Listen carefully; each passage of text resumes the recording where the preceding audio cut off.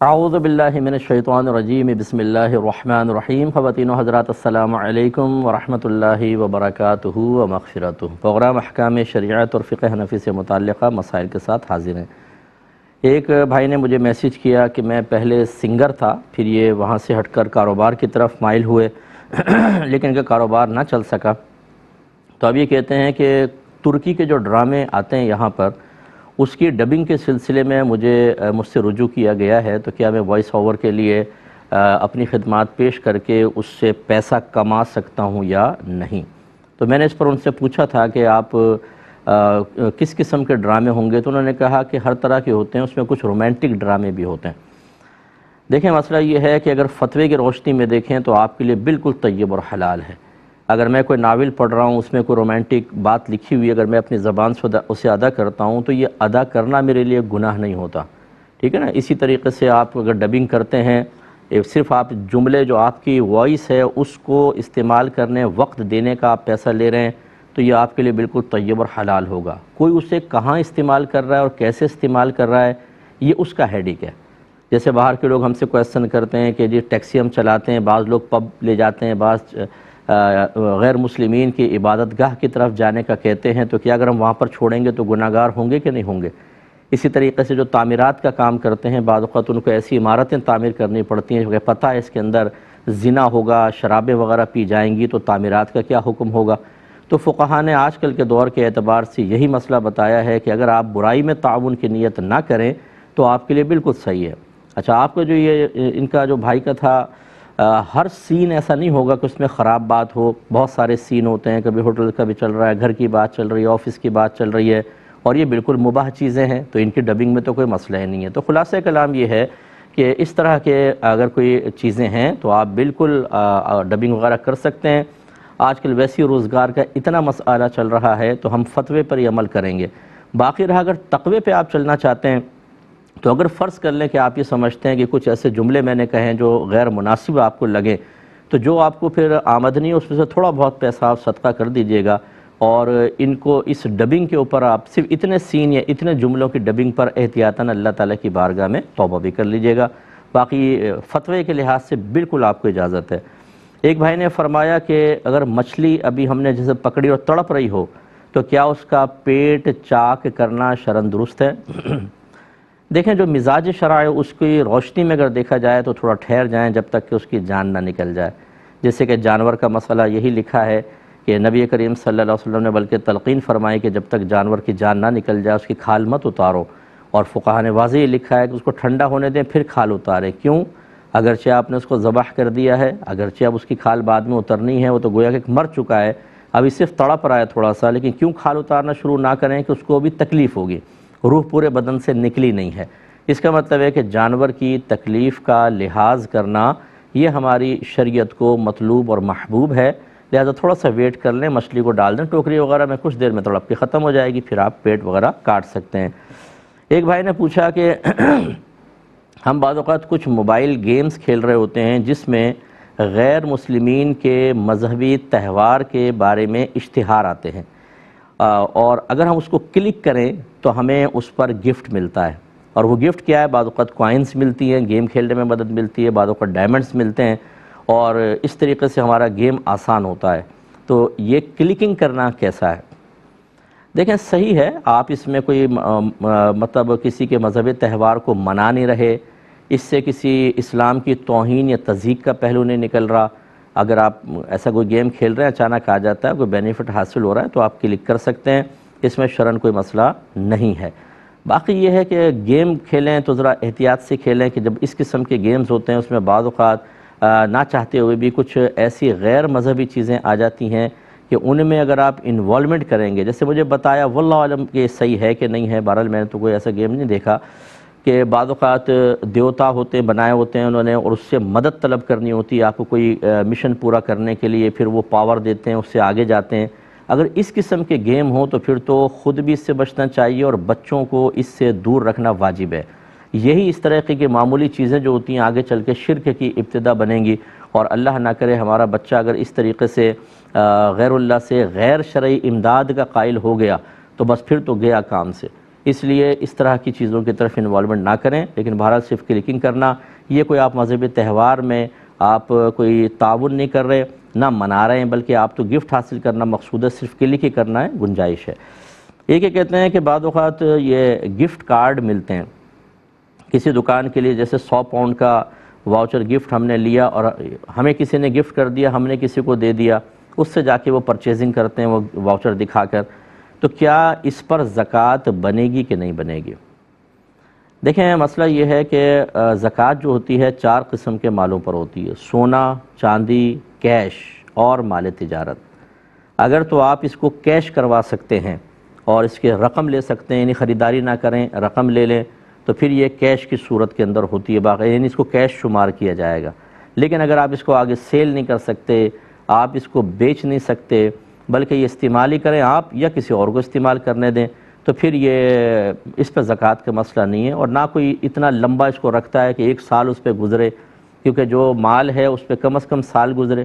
یا یہ ہو سکتا ہے کہ اگر یہ مال کے حکم میں ہوتا کہ کسی اور مال پہ سال چل رہا ہوتا اور یہ 1-2 دن پہلے آپ کو ملتا اور اس پر بھی 2-3 دن گزر جاتے، یعنی سال پورا ہو جاتا، تو حکم شرع یہ ہوتا ہے کہ اگر 1-2 دن پہلے بھی کوئی مال آیا تو پچھلے مال کے جنس سے اگر ہے تو اسی میں شمار ہوگا اور اس پر بھی زکوٰۃ بنے گی۔ لیکن یہ اگر اس طرح کی چیز ہے کہ یہ آپ بیچ نہیں سکتے ہیں، یہ کوئی کیش کی صورت میں نہیں ہے بلکہ جا کے صرف آپ کو دکھا کر پرچیزنگ کرنی ہے، تو اس حکم میں اس کو داخل نہیں کیا جائے گا، میرا ذہن یہ کہتا ہے، لہٰذا اس پر زکوٰۃ وغیرہ نہیں ہوگی۔ ایک بھائی نے پوچھا ہے کہ بیماری میں مزار پر جا کر ایصال ثواب کرنے سے کیا ہمیں شفا حاصل ہو جائے گی؟ دیکھیں یہ کس نے کہا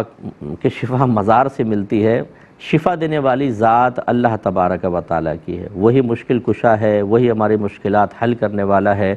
بیماریوں، مشکلات، پریشانیوں کو دور کرنے والی ذات فقط ہمارے اللہ تبارک و تعالیٰ کی ہے۔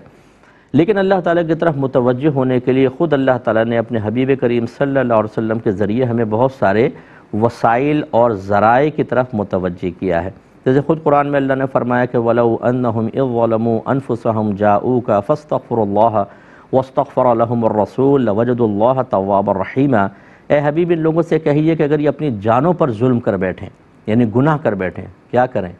2 رکعت نماز پڑھ کے توبہ کریں، یہ اس کی بھی تلقین ہے یہ۔ لیکن یہاں کیا فرمایا؟ جاؤکا، آپ کی بارگاہ میں حاضر ہو جائیں، پھر یہ اللہ تبارک و تعالیٰ سے طلب مغفرت کریں اور یہ رسول بھی ان کے لیے دعائے بخشش و مغفرت کریں، تو یہ ضرور اللہ تعالیٰ کو بہت بخشنے والا مہربان پائیں گے۔ اب دیکھیے اپنے حبیب کی بارگاہ میں اللہ نے آنے کا حکم کیوں دیا؟ کیونکہ نبی کریم صلی اللہ علیہ وسلم جب استغفار کریں گے تو ہمارے استغفار میں ان کے استغفار میں زمین آسمان کا فرق ہے اور مقبولیت کے امکانات بہت بڑھ جاتے ہیں۔ ایسے کوئی اس کا انکار نہیں کر سکتا کہ کعبۃ اللہ کے پاس جا کر دعا مانگے اور گھر میں دعا مانگے، فرق ہے کہ نہیں؟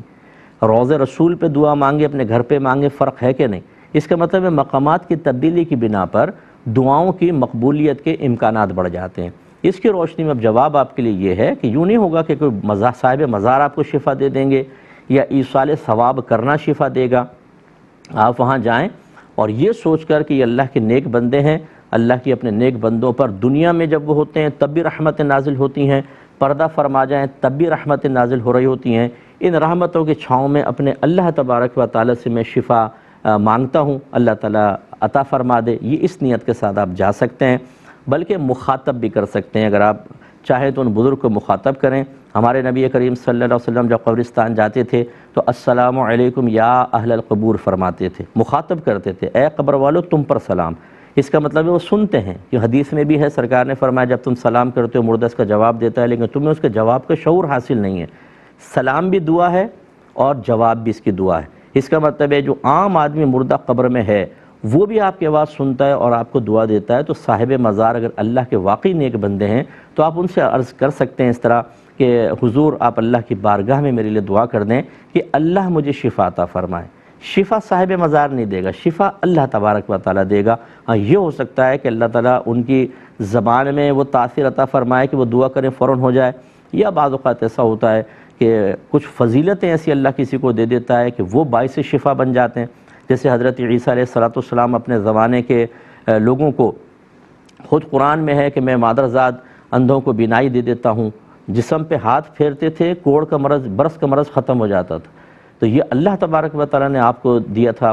یہ معجزہ عطا فرمایا تھا، اسی طریقے سے کرامات بھی ہوتی ہیں۔ اس کے پیش نظر آپ بہرحال جا کے یہ دعا کریں کہ اللہ تعالیٰ مجھے شفا دے دیں ان بزرگ کے وسیلے سے، یا ان سے بھی کہیں کہ دعا کر دیں، اللہ تعالیٰ کرم فرمائے گا۔ یہ صحیح طریقے ہیں اور یہ صحیح عقیدہ ہے جو میں نے آپ کی خدمت میں ذکر کیا ہے۔ کالر ہمارے ساتھ ہیں، السلام علیکم۔ السلام علیکم مفتی صاحب۔ جی وعلیکم السلام۔ مفتی صاحب میرا سوال یہ ہے کہ ایک مریض ہے فالج کا جو خود تو وضو کرنے پر قادر نہیں ہے، لیکن تھوڑا آہستہ آہستہ اسپیڈ ہلکی رکھیں، تھوڑی اسپیڈ ہلکی، ٹھیک ہے، دوبارہ کہیے۔ ایک ایسا مریض ہے فالج کا جو خود تو وضو کرنے پر قادر نہیں ہے، لیکن اس کے گھر والے اسے وضو کروا سکتے ہیں، پھر بھی کیا اس پر وضو کرنا فرض رہے گا یا وہ اپنی معذوری کے سبب تیمم کر سکتا ہے؟ ٹھیک ہے، اور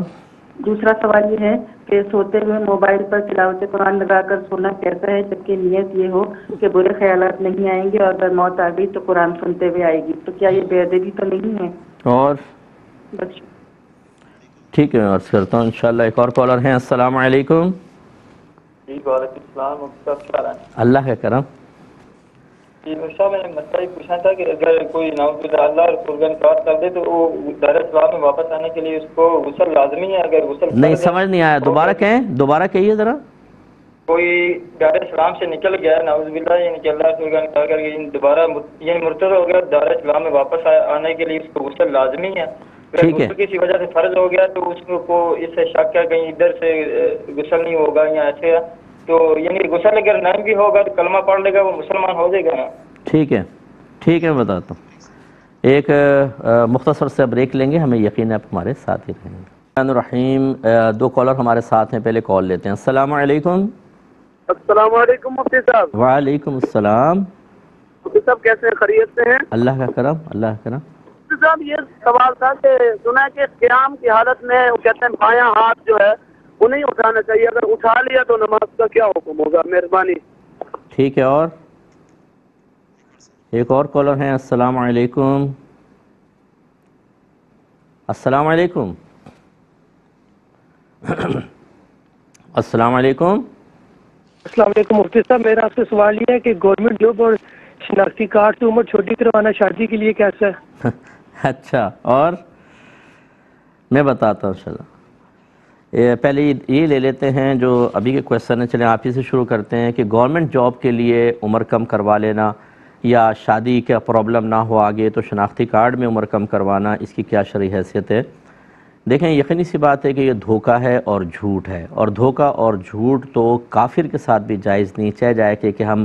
صرف دنیاوی مادی اشیاء کے لیے جھوٹ بول کر، وہ بھی مسلمانوں سے جھوٹ بول کر، اور اپنی آخرت کی بربادی کا سامان کریں۔ ایک مسلمان کو اپنا اعتقاد مضبوط رکھنا چاہیے، جائز اور حلال کوشش کرنے میں حرج نہیں،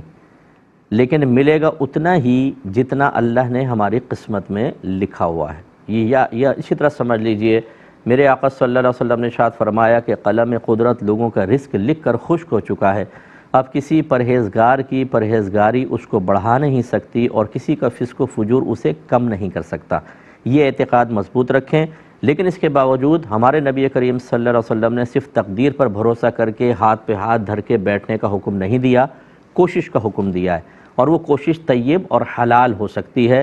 حرام کوشش ہرگز نہ کریں، کیونکہ چاہے آپ حلال کوشش کریں یہ حرام ملے گا وہی جو آپ کے لیے مقرر شدہ ہے، لیکن جب آپ حلال کوشش سے حاصل کریں گے تو یہ باعث ثواب ہوگا، اور حرام سے حاصل کرنے کی کوشش کریں گے تو کچھ زیادہ نہیں آئے گا، وہی آئے گا جو نہ کرتے تب بھی آتا، یہ حلال کوشش کرتے تب بھی آتا، لیکن آخرت کا وبال آپ نے جمع کیا۔ اس طرح ہرگز نہ کریں، اگر کیا ہے تو اللہ تعالیٰ کی بارگاہ میں توبہ اور استغفار کریں۔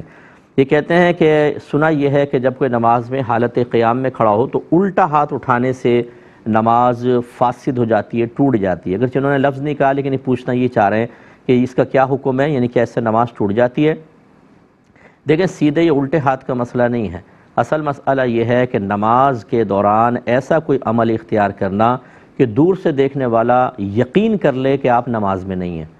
ایسا کوئی عمل کرتے ہیں، اس کو کہتے ہیں عمل کثیر، بڑا عمل، اور یہ عمل نماز کو توڑوا دیتا ہے، فاسد کر دیتا ہے۔ مثال کے طور پہ آپ نماز پڑھتے پڑھتے کنگھا نکال کے بال بنانا شروع کریں تو دور سے دیکھنے والا تو یہ سمجھے گا نماز میں نہیں۔ اسی طریقے سے اگر آپ نے موبائل نکال کے میسج چیک کرنا شروع کر دیا حالت نماز میں تو دور سے یہ عمل کثیر کہلائے گا۔ اسی طریقے سے دیکھ کر قرآن پڑھنا، یہ بھی تعلیم و تعلم کی وجہ سے اس کو عمل کثیر مانا ہے۔ تو اگر فرض کر لیں کہ آپ ہلکا سے یہ الٹا ہاتھ اٹھا کے کھجاتے ہیں اور نیچے کر لیتے ہیں، حالانکہ الٹا ہاتھ اٹھائے تھوڑا سا چلیں یوں ہی کر لیں کہ آپ نے اٹھا کے یوں کر لیا، لیکن دور سے دیکھنے میں کہاں لگے گا کہ آپ نماز میں نہیں ہیں، بلکہ وہ دیکھنے والا ہی سمجھے گا کھجا رہا ہے، صاف پتہ چلے گا۔ تو ایسا عمل قلیل کہلاتا ہے۔ یہ بلا ضرورت نماز میں کریں تو اس سے کراہت ضرور آتی ہے، مکروہ تنزیہی ضرور ہے، لیکن اس سے نماز فاسد نہیں ہوتی۔ تو یہ غلط قسم کے بعض اوقات ہمارے ہاں مقولے معروف ہو جاتے ہیں، اور ہماری اکثر معلومات کا ذریعہ یہی ہوتے ہیں۔ فلاں نے یہ کہا، فلاں نے یہ کہا، فلاں نے کہا، فلاں پوسٹ آئی تھی، فیس بک پر یہ ہے اور یوٹیوب پر یہ ہے، مستند علماء کرام کی طرف ہم رجوع نہیں کرتے ہیں۔ میری گزارش یہ ہے کہ اس قسم کی باتوں کو اگر آپ کے کان تک پہنچ بھی جائیں، جب تک آپ اس کی تصدیق نہ کروا لیں آگے عام نہ کیجیے گا، ورنہ بہت بڑا گناہ جاریہ ہو جائے گا۔ جیسے ابھی میں ایک پوسٹ کے بارے میں بتانے والا ہوں، یہ بھائی نے فرمایا کہ اگر کوئی شخص معاذ اللہ اسلام سے باہر ہو جائے، جس کو مرتد ہونا کہتے ہیں، ارتداد کہتے ہیں، اسلام سے باہر ہو جانا، اور ایسے شخص کو مرتد، عورت کو مرتدہ کہا جاتا ہے، معاذ اللہ ثم معاذ اللہ، اللہ ہم سب کو اس سے محفوظ فرمائے۔ اب اگر وہ دوبارہ اسلام کی طرف آنا چاہتا ہے تو پوچھتے ہیں کہ کیا غسل کر کے وہ کلمہ پڑھے یا ویسے ہی پڑھ لے؟ دیکھیں اسلام میں دخول کے لیے تو صرف کلمہ پڑھ لے وہ ہو جائے گا، لیکن مرتد کے اسلام لانے کے لیے ضروری ہے کہ جو اس نے کفر کیا ہے اس سے اظہار بیزاریت بھی کرے گا لازم، تب اس کا اسلام معتبر ہوگا۔ کہ مثال کے طور پہ اگر وہ بتوں کی پوجا کی طرف مائل ہوا تھا تو وہ کہے کہ میں مانتا ہوں کہ یہ معبود نہیں ہوتے، معبودان باطلہ ہیں، اور میں اس شرک سے اللہ کی پناہ طلب کرتا ہوں، اللہ نے مجھے ہدایت دی، پھر وہ کلمہ پڑھے گا تو وہ اس کا اسلام معتبر ہوگا۔ پھر اگر وہ مطلب نماز وغیرہ ادا کرنا چاہتا ہے تو دیکھیں گے کہ اس سے پہلے اس کا غسل کامل تھا یا نہیں تھا، یعنی حالت جنابت تو نہیں آ گئی تھی، پھر وہ الگ حکم ہے کہ اس کا دیا جائے۔ لیکن اسلام لانے کے لیے غسل لازم نہیں ہے، فوراً اس سے کلمہ پڑھوایا جائے، بلکہ جو دیر کرے گا کہ پہلے غسل کر کے آؤ، اس میں خطرہ ہو سکتا ہے کہ خود یہ مشورہ دینے والے کا ایمان خطرے میں نہ پڑ جائے۔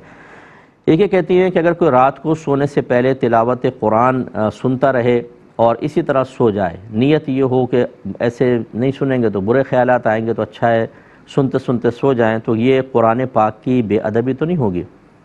جی بالکل ہوگی۔ اس طرح قرآن پاک کو سننا کہ وہ اس پہ توجہ نہ ہو، ہم اس کی طرف مائل نہ ہوں، کان میں لگا ہوا ہے آپ سو رہے ہیں، موبائل گر گیا اور وہ آپ غافل ہیں، اس طرح مناسب نہیں ہوتا، اس میں ادب کے خلاف ہے۔ ہاں سنیں، سونے سے پہلے، سننے کے بعد پھر آرام سے نکال کر اس درود پاک پڑھتے پڑھتے سو جائیں، تو یہ اس طرح مناسب نہیں ہے۔ ایک انہوں نے کہا کہ اگر مریض ہے کوئی، جس فالج وغیرہ پڑ جاتا ہے، ایکسیڈنٹ ہو جاتا ہے، وہ خود تو وضو نہیں کر سکتا لیکن گھر والے کروا سکتے ہیں، تو اگر وہ گھر والوں کو نہ کہے بلکہ تیمم کر لے تو کافی ہوگا کہ نہیں ہوگا؟ دیکھیں جب تک اصل موجود ہے نا، خلیفہ کام نہیں کرتا،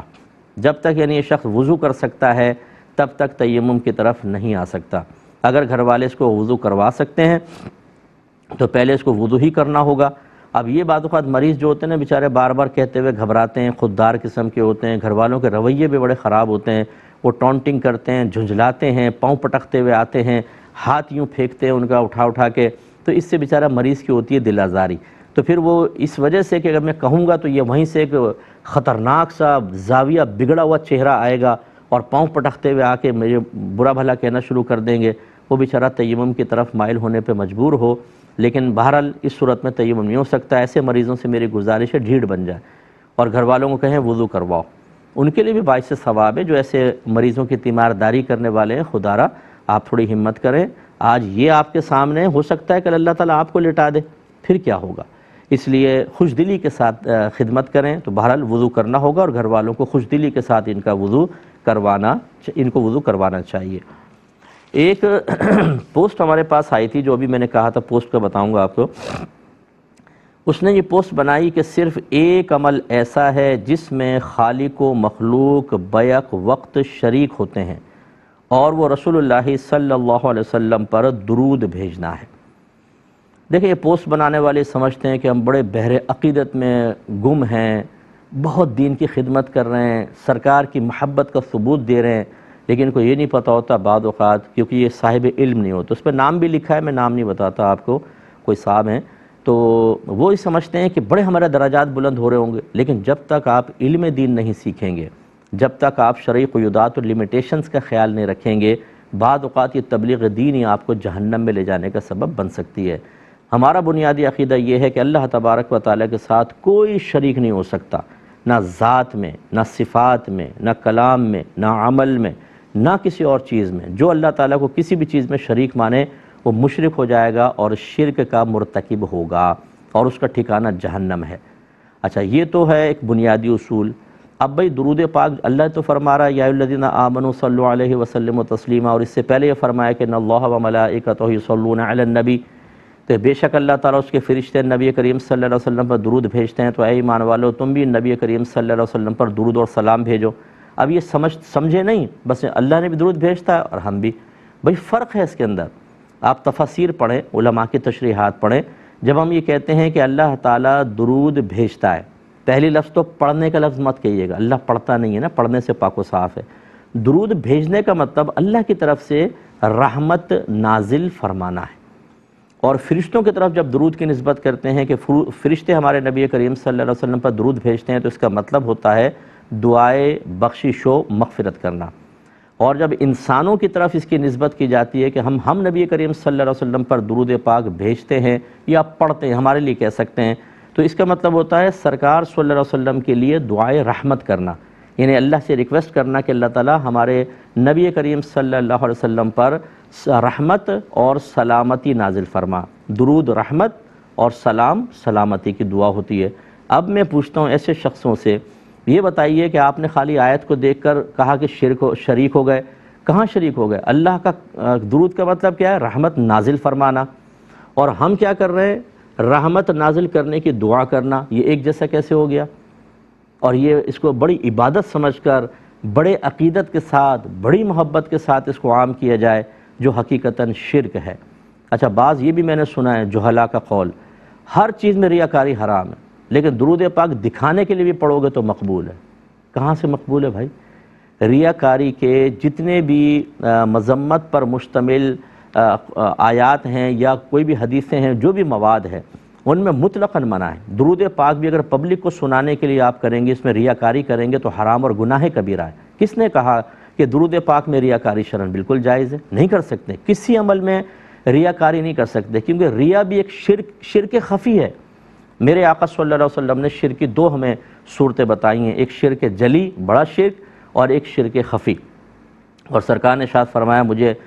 تم پر وہ بڑے شرک کا خوف تو نہیں، لیکن تم اس شرک خفی میں مبتلا ہو جاؤ گے، وہ ریا ہے، لوگوں کو دکھانے کے لیے عمل کرنا، یعنی جو عمل اللہ کے لیے کرنا چاہیے ہم اس میں پبلک کو بھی شریک کر لیتے ہیں، یہ بھی واہ واہ کرے، یہ بھی سبحان اللہ کہے، یہ کرے، یہ بھی ایک شرک کی قسم ہے، لیکن اس میں کافر نہیں ہوتا آدمی، یہ گناہ کبیرہ ضرور ہے۔ اس لیے یہ جملے بھی جو کہتے ہیں کہ جی درود پاک میں ریاکاری بالکل صحیح ہے، وہ اس پہ دلیل تو لے کر آئیں قرآن و حدیث سے۔ ذرا کسی صوفی صاحب کا قول مت سنا دیجئے گا،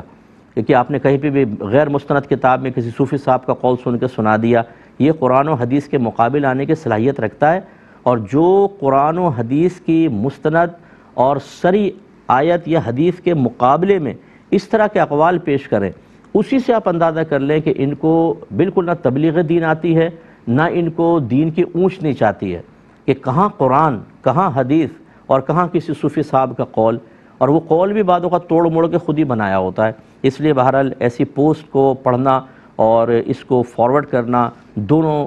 گناہ ہیں، اللہ کی بارگاہ میں توبہ کریں، اور یہ شرک کی طرف لے جانے والے ہیں، جس نے ایسا کیا اسے اپنے ایمان کی حفاظت کے لیے توبہ کرنی ہوگی۔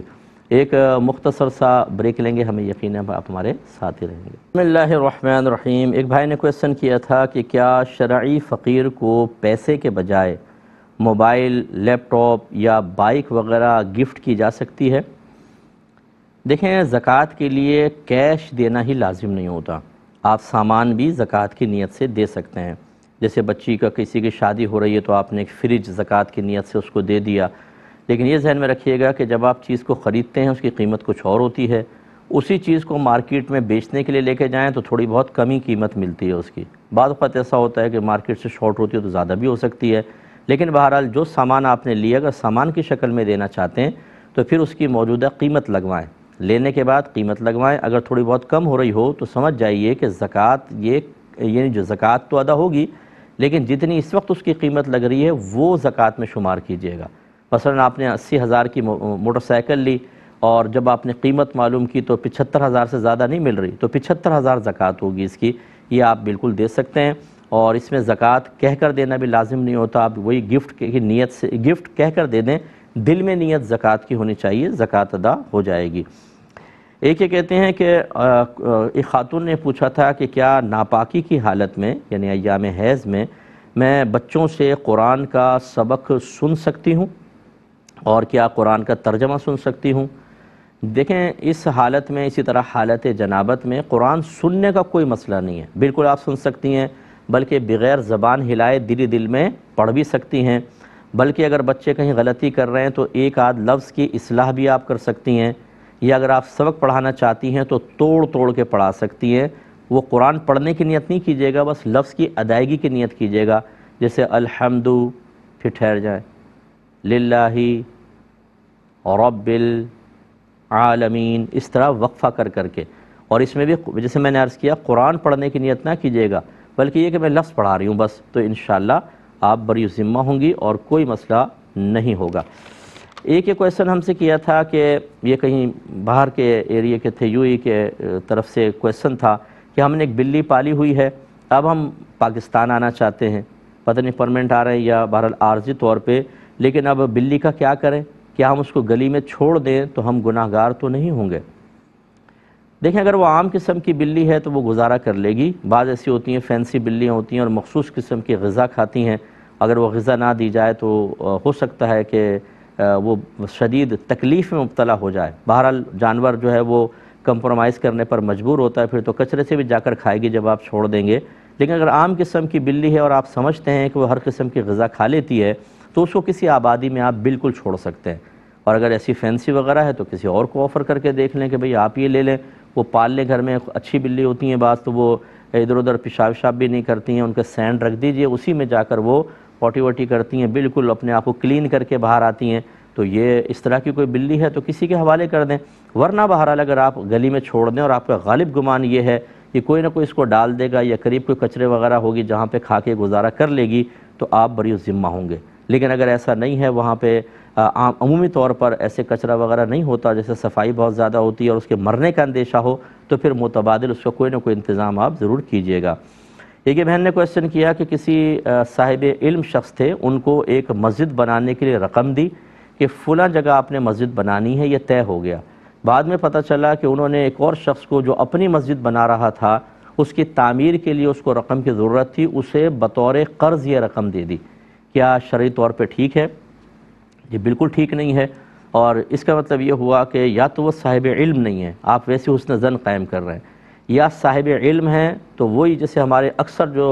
اسٹوڈنٹس ہوتے ہیں دارالعلوموں میں پڑھنے والے کہ ان کو کوئی دلچسپی نہیں ہوتی کہ ہمیں علم سیکھ کر اس کو یہاں محفوظ بھی رکھنا ہے اور اپنے آپ کو عوام الناس کے لیے زیادہ سے زیادہ مؤثر بنانا ہے، ان کا کام بس اتنا ہوتا ہے پڑھیں، امتحان دیں، پاس کریں، آگے بڑھیں، سرٹیفکیٹ لیں، اس کی بیس پہ نوکری کریں اور چھوڑو عوام الناس کو۔ اگر اس قسم کے ہیں تو پھر کوئی تعجب کی بات نہیں ہے، ہم تو اس طرح بہت ساری چیزیں دیکھ رہے ہیں کہ پیسہ لے لیا، اب اگر خوف خدا ہوتا وہ دے ہی نہیں سکتے تھے، جہاں جس جگہ پر مخصوص کیا گیا ہے وہاں پر دینا ہوگا، وہیں پر مسجد بنانی ہوگی، جس نے بھی دیا ہو سکتا ہے وہاں مسجد کی ضرورت ہو اسی لیے پیسہ دیا تھا، یہ قرض کے طور پہ دے ہی نہیں سکتے تھے کیونکہ ان کی ذاتی ملکیت کوئی ہے کہ یہ قرض کے لیے دے دیں، تو بہرحال ان کو فوراً اللہ کی بارگاہ میں توبہ کرنی چاہیے اگر تھوڑا بھی خوف خدا ہے، اور اس طریقے سے جو فنڈز کا استعمال ہے، جو بیجا استعمال ہے، اس کو ترک کرنا چاہیے۔ اس لیے مطلب کرتے ہوں گے، بہرحال میں زیادہ نہیں بولوں گا، کوئی ناراض ہوگا، لیکن ہمارے دارالعلوموں میں دینی مدارس کے اندر بچوں کی باطنی تربیت کا خصوصی طور پر اہتمام ہونا چاہیے، اس کے لیے الگ سلیبس مقرر ہونا چاہیے، جو پڑھایا جائے باقاعدہ ان کو جانچا جائے، پرکھا جائے کہ ان میں خوف خدا ہے، ریاکاری تو نہیں ہے، اس طرح بدگمانی تو نہیں کرتے اور بخل تو نہیں ہے، یعنی روحانی تربیت کا اہتمام بھی ہونا چاہیے جو اکثر نہیں ہوتا۔ ظاہری علوم پہ عمل نہیں کرتے بعض طلباء تو بہرحال پھر باطنی کا کیا مسئلہ، لیکن ایسا سلیبس ہونا چاہیے۔ ہاں یہ ہو سکتا ہے کہ کوئی دورہ حدیث پڑھا رہے ہیں اور حدیث پڑھاتے پڑھاتے وہ روحانی تربیت کریں، اس کا انکار بھی نہیں ہے، لیکن باقاعدہ ایک سلیبس مقرر کرنا کہ اس کو باقاعدہ پڑھایا جائے، اس کا امتحان ہو، اس کی روشنی میں بچوں کو جانچا پرکھا جائے، کیونکہ کل وہ قوم کا لیڈر بنے گا۔ جو قوم کا لیڈر جتنی روحانی آلائشوں اور خرابیوں سے پاک و صاف ہوگا، اتنی اس کی ذات میں، اس کی زبان میں، اس کی شخصیت میں، اس کے علم میں تاثیر ہوگی، اور معاشرے میں انقلاب پیدا ہوگا۔ یہ کیوں ہماری زبانوں کی تاثیر ختم ہو گئی؟ اسی وجہ سے کہ علم سطحی طور پہ پڑھا، خود عمل نہیں کیا، اور علم سے بینیفٹ حاصل کرنا شروع کر دی، اپنی ذمہ داری کا احساس نہیں، اپنے آپ کو مؤثر سے مؤثر ترین بنانے کی طرف توجہ نہیں ہے، پھر کیا ہوگا دین کا؟ یہ ہو رہا ہے جو پورے معاشرے کے اندر حال آپ دیکھ رہے ہیں ویسا ہی۔ تو اللہ تعالیٰ ان پر رحم فرمائے، اللہ ان کو ہدایت کی توفیق عطا فرمائے۔ ایک انہوں نے بہن نے فرمایا کہ میری سیٹ تھی 2 دن بعد کی، یعنی احرام پہننا تھا، عمرے وغیرہ پہ جانا تھا، میں نے مہندی لگا لی، تو اب یہ جو ہاتھ پہ رنگ آ گیا، حالت احرام میں جب میں داخل ہوں گی کوئی فرق تو نہیں پڑے گا؟ بہن کوئی فرق نہیں پڑے گا، جب تک آپ احرام کی نیت نہیں کرتی ہیں، آپ خوشبو بھی لگا سکتی ہیں، مہندی لگائیں، بال ڈائی کریں، کچھ بھی کریں، اس سے احرام کے اوپر کوئی فرق نہیں پڑتا۔ ہاں جب آپ حالت احرام میں داخل ہو جائیں تو خوشبو وغیرہ کے استعمال سے آپ پرہیز کریں، تو اگر آپ نے پہلے مہندی لگائی تھی کوئی مسئلہ نہیں ہے۔ ایک سسٹر نے پوچھا کہ اپنے بچوں کو کتنی عمر تک پاک کرنا، یعنی ان کے بدن کو صاف کرنا، کپڑوں کو صاف کرنا ایک ماں کی ذمہ داری ہوتی ہے؟ دیکھیں، جو ہم حدیثوں کو دیکھتے ہیں نا، تو اس کی روشنی میں جب بچہ 8ویں سال میں داخل ہو جائے تو بس اس سے پہلے آپ اس کو سب سکھا دیں کہ کیسے بیٹا واش روم جاتے ہیں، کیسے استنجا وغیرہ کرتے ہیں، اور کپڑے پاک کرنے کا بھی اس کو شعور تھوڑا تھوڑا دے دیں، جو اگرچہ بھی احتلام والا معاملہ تو نہیں ہوگا، لیکن اگر کوئی گندگی لگ جائے، پیشاب لگ جائے تو کیسے اس کو پاک کرنا چاہیے 1-2 دفعہ پاک کر کے دکھا دیں 8ویں سال تک، کیونکہ رحمت کونین صلی اللہ علیہ وسلم نے ارشاد فرمایا جب بچہ 7 برس کا ہو جائے، 7 برس کا مطلب 8ویں سال میں داخل ہو جائے، تو اسے نماز کا حکم دو، اور جب 10 برس کا ہو جائے تو اس کو مار کر نماز پڑھاؤ اور اس کا بستر علیحدہ کر دو۔ تو اس کا مطلب ہے کہ 7 سال کے اندر اس کو شعور حاصل ہونا چاہیے، کیونکہ اب نماز کی طرف آئے گا اور نماز کے لیے طہارت شرط ہے، تو اس سے پہلے ماں کو سکھانا چاہیے، یعنی 8ویں سال میں دخول سے پہلے کریں۔ اس کے بعد اتنا بڑا بچہ ہو جاتا ہے کہ اس کو شرم آتی ہے کہ وہ کسی کے سامنے اپنا ستر کھولے، تو اس سے پہلے ماں جو ہے اس کی تربیت کر دے، پھر آپ بری ذمہ ہوں گی۔ لیکن میں ایک صرف سمجھانے کے لیے عرض کر رہا ہوں، یہ کوئی ماں کی ان ذمہ داریوں میں شامل نہیں ہے کہ اگر نہیں کرے گی تو گناہ گار ہوگی۔ چنانچہ اگر آپ نے کوئی ماسی رکھی ہے بچوں کی صفائی وغیرہ کے لیے، وہ کر رہی ہے، تو یہ نہیں ہے کہ ماں کوئی واجب ترک کر رہی ہے۔ ہاں، لیکن چونکہ عموماً اس کے لیے علیحدہ میڈ وغیرہ نہیں رکھتے ہیں کوئی ماسی وغیرہ، تو پھر اس لیے اگر ماں خود کرتی ہے تو اس کا لحاظ کر لیں۔ ایک بھائی نے کویسچن کیا تھا کہ اگر کوئی زیادہ وزن کی وجہ سے سجدے سے اٹھتے ہوئے زمین کا سہارا لے، یا کوئی ساتھ میں بیڈ ہے اس کا سہارا لے کر اٹھے، کہ ویسے اٹھنا بڑا تکلیف کا باعث ہے، تو اس سے نماز پہ کوئی فرق تو نہیں پڑے گا؟ جی کوئی فرق نہیں پڑے گا۔ ہماری شریعت بہت ہی پیاری شریعت ہے، جیسے جیسے بندے کے ساتھ عذر لاحق ہوتے ہیں، ایکسکیوزز ہوتے ہیں، اس کے ساتھ تکلیف ہوتی ہے، پریشانی ہوتی ہے، ویسے ویسے شریعت اس کو آسانی دیتی ہے۔ لیکن یہ آسانی آپ یعنی عوام الناس خود تلاش نہیں کرے گی، اس کا فیصلہ آپ نہیں کریں گے، اس کا فیصلہ کریں گے اہل علم۔ مفتیان کرام سے آپ معلوم کریں، فَاسْأَلُوا أَهْلَ الذِّكْرِ إِن كُنتُمْ لَا تَعْلَمُونَ، اگر تم نہیں جانتے تو اہل علم سے سوال کرو۔ تو لہذا جب آپ پوچھیں گے تو آپ کو یہی بتایا جائے گا۔ ہر چیز میں ایک آسانی، ایک سہولت، ایک رعایت کا پہلو ہوتا ہے۔ میری والدہ سیدہ عائشہ صدیقہ رضی اللہ تعالیٰ عنہ فرماتی ہیں کہ جب بھی نبی کریم صلی اللہ علیہ وسلم کو 2 کاموں میں اختیار دیا گیا، ایک سخت کام ایک ہلکا، تو آپ صحابہ کرام کے لیے ہمیشہ ہلکا کام اختیار کرتے تھے۔ اس سے وہ لوگ بھی ذرا درس حاصل کریں جو مجھ پر ٹونٹنگ کرتے ہیں، مفتی صاحب ہر مسئلے میں رعایت دے دیتے ہیں۔ بھائی شریعت میری کوئی ہے، اگر میں رعایت کوئی دے رہا ہوں پبلک کے لیے، آسانی پیدا کر رہا ہوں،